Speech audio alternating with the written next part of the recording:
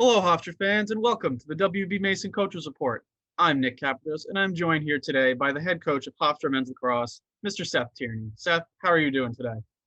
Doing pretty well, Nick. Excited. It's game week. Thanks for having me. Yeah, you hit the nail right on the head. We're all excited. It's game week, finally. It's been 340 days since the last time Hofstra Men's Lacrosse competed against, of all teams, this Saturday's home opener, St. John's. But before we go into that, 2020, it was starting off to be a pretty decent year for Hofstra men's lacrosse. He went 4-3 before the abrupt ending. Why don't you, in your own words, go over the 2020 season for Hofstra men's lacrosse? Yeah, I mean, listen, we, a game over 500, but 4-3, and we felt like the last 6 quarters that we played, our identity was starting to evolve, develop.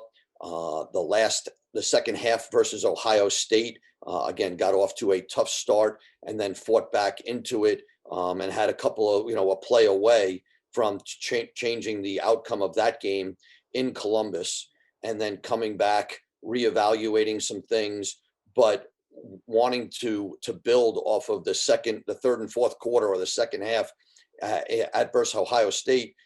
It carried into St. John's. And I thought that we played, well versus St. John's. Watching the film, we've had 300, as you said, 360 days to watch film, and we certainly were not wonderful, but we were starting to figure out who we were, offensively, defensively, and as a team, and played pretty well versus St. John's.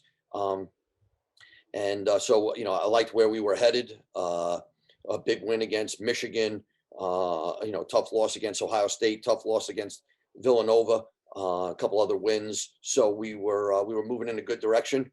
And then, as every sentence in this world today, COVID hit. So now, we had this long hiatus, and we are hopeful.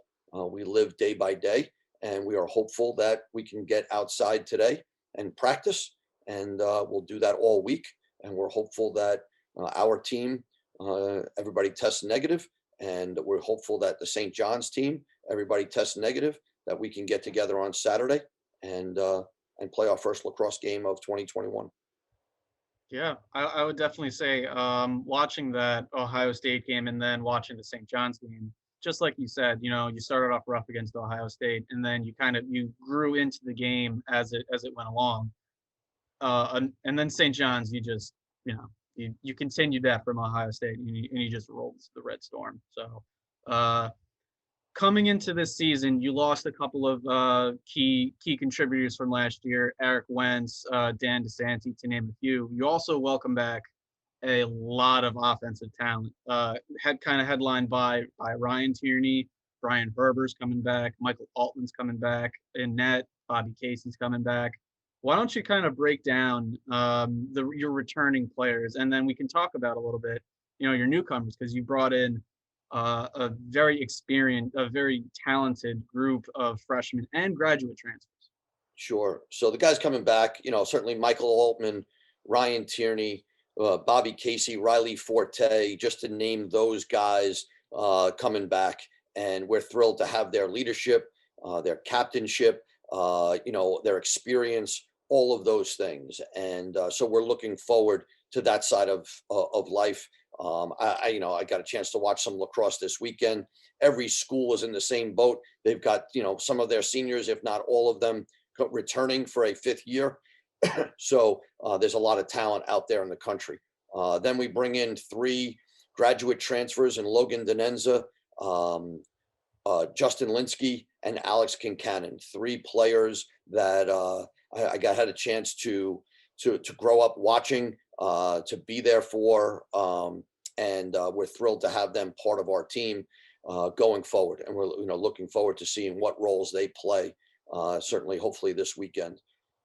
As far as the guys that are seniors this year, Brian Herber, a natural senior now. Hopefully he'll come back next year. Keegan Santos. These are guys. Dylan McIntosh, has had a tough go of it with some injuries, a broken jaw 2 years ago, a torn ACL last year. So we're looking forward to him coming back. Bryce Tolmie is playing very well. We had a bunch of freshmen last year that had gotten some playing time that are freshmen again this year. Technically they still have 4 years to go. So, with the likes of Justin Sykes and Ryan Sheridan, guys like that were playing for us. Again, I like what we have offensively at this point in time. And right now we're just, and certainly defensively, I like the pieces. And we just, right now we're just looking to, again, formulate that identity that we started to formulate at the end of Ohio State and St. John's last year. And we got to start that process off without scrimmages, without any dress rehearsals. We're going to have to do that over the first couple of games this year. Yeah, absolutely. Like again, I'm just looking at all the returning talent, and even if you take out someone like Ryan Tierney, who he's stamped his name in the history books of Hofstra men's lacrosse, it's still an incredibly talented group of student athletes coming back on both sides of the field. Yeah, no, I mean, there are guys out there that are going to step up this year in different roles. Sam Lutfi playing well. There's a bunch of guys out there, Sterling Audrey, Brian Philbin. We've got some guys that are ready to step up on the offensive end. And then certainly defensively, we got a transfer in Diego Zimmerman from Ohio State. We like what he's about. And then a couple of true freshmen that have stepped up down the defensive end in Grayson Fike and John Recker. Both of those guys are playing pretty well at this point. I love that. I love John's last name, Recker.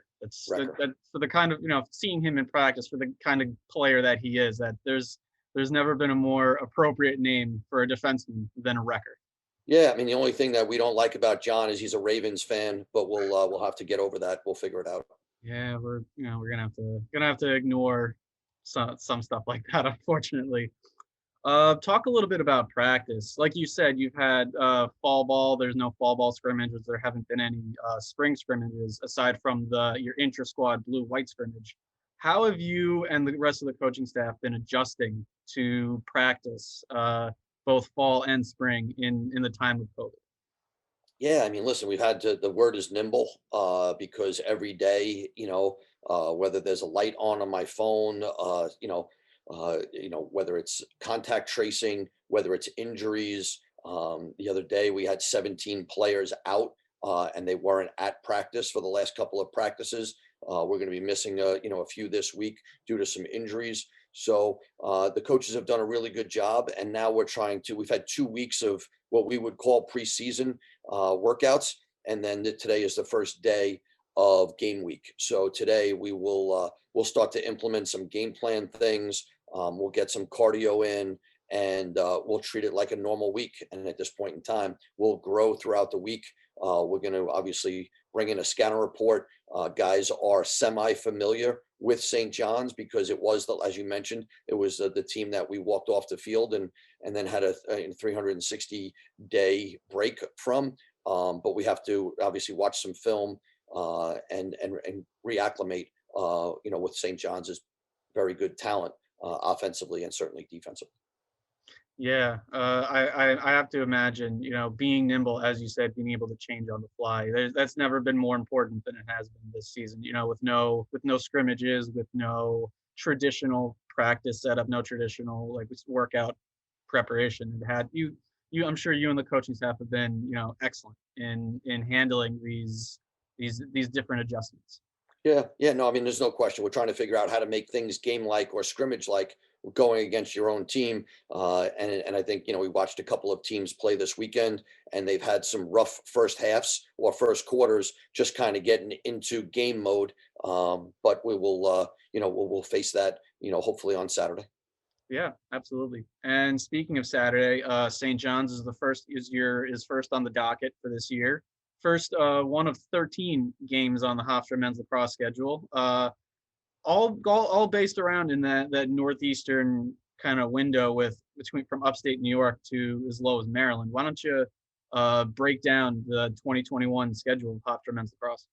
Yeah, we had a schedule set up, and again, the word nimble had come back up again. We had three Big Ten teams on our schedule, and it just wasn't meant to be. Testing protocols, schedule changes, start dates for certain teams. So we had to, we had Hopkins, Michigan, and Rutgers on our schedule, and we just couldn't, we couldn't figure out how to get that done. So we had to re-scramble together. Got some really good phone calls and Zooms with the commissioner of the CAA and the coaches. And we are going to play an 8-game season within the CAA. So we're going to play everybody twice, except for Delaware and Drexel. We'll only play them once. And then we've got some out of conference games, obviously start this weekend. St. John's, Sacred Heart, Stony Brook, Syracuse, Wagner, are to name a few going forward. So we're looking forward to that, and then again we'll get into conference play later in the season. That's good. Yeah, it's looking at the schedule. It's a pretty healthy mix of some up and coming teams, such as Wagner. I think has been improving over the years. St. John's has been improving over the years, and then you got your heavy hitters. You got Syracuse on that schedule in the Carrier Dome. That should be quite the matchup, I think, for everyone, neutral fan or fans of Hofstra and Syracuse. And then like you said, you got an 18 conference slate, playing everyone twice except for Drexel and Delaware. Should be a really good schedule, I think, for Hofstra men's lacrosse. We're certainly looking forward to it. I mean, again, I saw the excitement of the coaches this weekend, watching their games on TV or on a link, and just for them to get out there and then hearing some of their post game preferences or comments. I was certainly jealous watching those guys coach. So I'm hopeful that we can get out there this weekend. Yeah, hopefully, knock on all the wood you can find that we can Yep. get out this Saturday. We've talked, why don't you break down St. John's for us? Like you said they've been improving. They're the last team that you played. You've been scouting them. What can you how can you preview this Saturday's opponent? Yeah, I mean, listen, they've got fifth-year guys just like we have fifth-year guys. The guys that highlight them are certainly the Madsen twins. Those guys play with tremendous heart, hustle, IQ. The ball goes through those guys. We don't know much about, obviously, St. John's is freshmen, but we will, we're going to try to learn quickly. I don't believe they didn't have any scrimmages as well. Their face-off guy, the player that we faced last year, I believe he transferred out, but they have a local guy from Wantagh. They've got an incoming guy from Texas that we're trying to learn from, trying to do obviously some YouTube stuff to see what these guys are about. Coach Gorman will have the task of putting the matchups together. They've got an inside attackman that knows how to finish the ball and work really well off of the Madsen brothers. And they've got some middies that can run past you. So, again, some things came together. We were fortunate of the outcome the last time. I'm sure that they are excited to get back on the field versus us and have some redemption. And our job is to, certainly be thankful that if we get out there and just to compete as hard as we can and enjoy every minute of it, because you just don't know when it could be taken from you.